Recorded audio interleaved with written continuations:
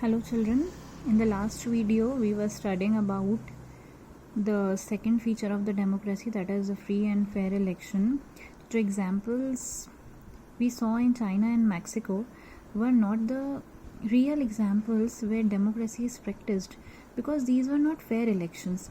Thus the second feature of our understanding of democracy can be added that holding elections of any kind is not sufficient. ऐसा नहीं कि कोई भी उठाए और कोई भी इलेक्शन करवा दिए जो एक्चुअली फ्री एंड फेयर है ही नहीं. उसमें किसी तरीके का प्रेशर है, लोगों को फोर्स किया जा रहा है या उनको कोई चॉइसेस नहीं दी जा रही है.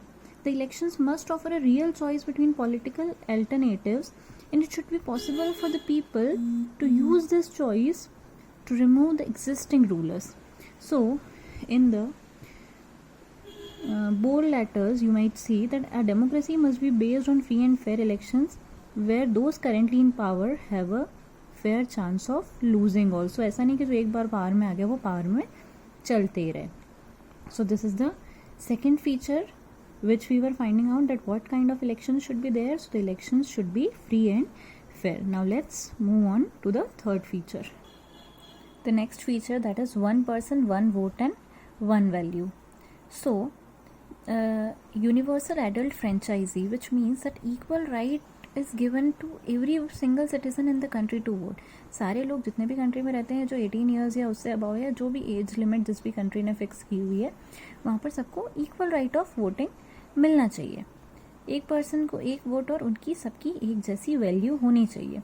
सो this is now accepted almost all over the world, but there are some cases जहाँ पर ये फॉलो नहीं होता है.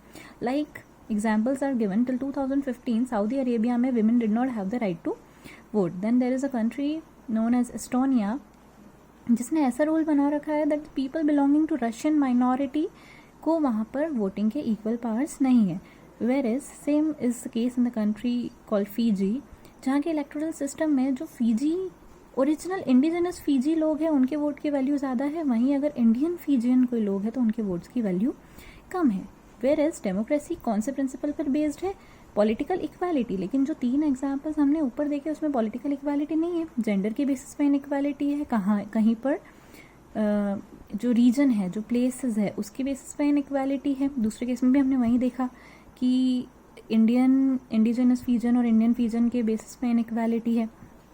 तो this gives us the third feature of democracy, which is that in a democracy each adult citizen must have one vote and each vote must have one value.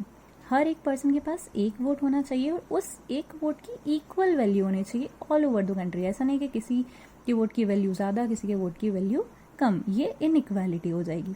तो हमको तीसरा हमारा जो पॉइंट मिला कि हु आर द पीपल, तीसरा हमारा जो फीचर मिला जिसमें हम पूछ रहे थे कि कौन लोग हैं जो वोट करेंगे, तो सारे जो कंट्री में रहने वाले लोग हैं जो एक सर्टेन एज लिमिट के ऊपर है. जैसे इंडिया में वोट करने की एज क्या है? So it's 18 years and above. तो 18 ईयर्स एंड अबव, चाहे वो मेल हो, फीमेल हो, चाहे वो कर्नाटका में रहता हो, कश्मीर में रहता हो, सारे लोगों की वोट की जो वैल्यू है वो इक्वल है. तो वैसे ही यही जो है ये डेमोक्रेसी का फीचर है कि एवरी एडल्ट सिटीजन, सबके पास एक एक वोट है और सबकी वोट की इक्वल वैल्यू है. This is the third feature. Now coming to the fourth feature of democracy, that is rule of the law and respect for citizen. तो इसको जिम्बाब्वे की एग्जाम्पल से एक्सप्लेन किया गया है. जिम्बाब्वे ने अराउंड 1980 में इंडिपेंडेंस अटेन कर ली. उसके बाद ZANU-PF नाम की एक पार्टी है जिसने फ्रीडम स्ट्रगल में बहुत इंपॉर्टेंट रोल किया, और उसी के लीडर जो रॉबर्ट मुगाबे है, he rule the country since independence, और इलेक्शंस रेगुलरली होते रहे, और जो ZANU पार्टी है वो कंटिन्यूसली इलेक्शंस जीतती गई. और जो प्रेसिडेंट मुगाबे है, he is very popular president, but also he is very popular for unfair practices in elections. वो कुछ अनफेयर मीन्स के थ्रू इलेक्शन को जीतते हैं.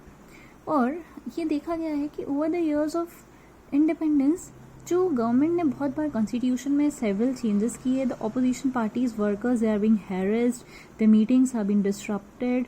जो मीडिया है, जो पॉलिटिकल प्रोटेस्ट है, जो उनके डेमोन्स्ट्रेशंस है, वो अगर करना चाहते हैं, कुछ प्रदर्शन करना चाहते हैं, उनको इलीगल बता दिया जाता है.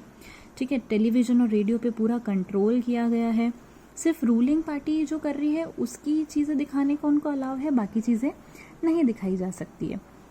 मतलब लोगों की लाइफ बहुत ही कंट्रोल करके रखी गई है, लोगों के पास फ्रीडम नहीं है, they are not given the freedom for anything. जो भी करना है उनको प्रेसिडेंट के रूल के अकॉर्डिंग सारी चीज़ें करनी है। सो एग्जाम्पल ऑफ जो जिम्बाब्वे है उसने शो किया है कि ज़रूरी नहीं है कि जो लीडर पॉपुलर है वो हमेशा सही हो, ठीक है, या फिर एक बार इलेक्शन हो गया अगर फेयर तरीके से तो उसके बाद जो हो रहा है वो सब कुछ सही हो, ठीक है। ये ज़रूरी है कि इलेक्शन फ्री और फेयर तरीके से हो, but it is equally important to look before and after the elections also. लोगों के लिए सफिशेंट रूम होना चाहिए फॉर पॉलिटिकल एक्टिविटी। ऐसा नहीं आप अपना ही अपना चला रहे हो, दूसरी पॉलिटिकल पार्टीज़ को आप सप्रेस करके रख लो। ऑपोजिशन पार्टीज़ को भी बराबर रिस्पेक्ट मिलना चाहिए। इलेक्शंस के पहले सब इक्वल होते हैं, तो ऐसा कुछ भी वहाँ पर फॉलो नहीं हो रहा है।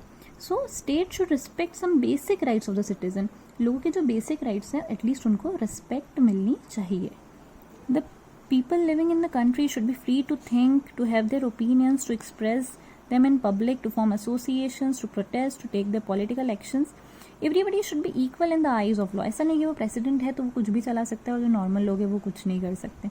सबको एक इक्वल स्टेटस मिलना चाहिए और जो लोगों के राइट है उनको इक्वल प्रोटेक्शन मिलना चाहिए।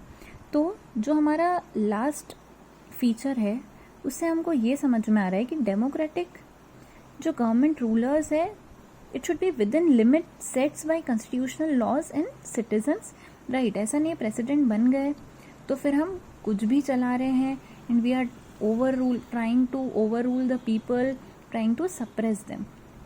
एक कॉन्स्टिट्यूशन होना चाहिए और जो भी काम हो उस कॉन्स्टिट्यूशन के लिमिट्स के अंदर ही होना चाहिए। सब लोगों के पास इक्वल राइट्स होना चाहिए और उन राइट्स को रिस्पेक्ट मिलनी चाहिए। सो नाउ हमने जो इतनी सारी चीज़ें पढ़ी, now we can summarise the definition. We started from the point that democracy is a form of government in which the rulers are elected by the people, but we went through a lot of examples and now we can conclude that a democracy is a form of government in which rulers are elected by the people. They take all the major decisions. Elections offer a choice and a free and fair opportunity to the people to change the current rulers. This choice and opportunity is available to all the people on an equal basis, and the exercise of this choice leads to a government limited by basic rules of constitution and citizen rights. So all these 4 features which we studied through different examples are the major features of democracy, जहाँ पे major decisions जो लोगों ने ruler elect किए वो लेंगे, free और fair elections किए जाएंगे, सबको इक्वल अपॉर्चुनिटी और चॉइस मिलेगी विदाउट एनी बायस्ड इलेक्शन, और जो गवर्नमेंट है that would follow the constitution and respect the citizens rights.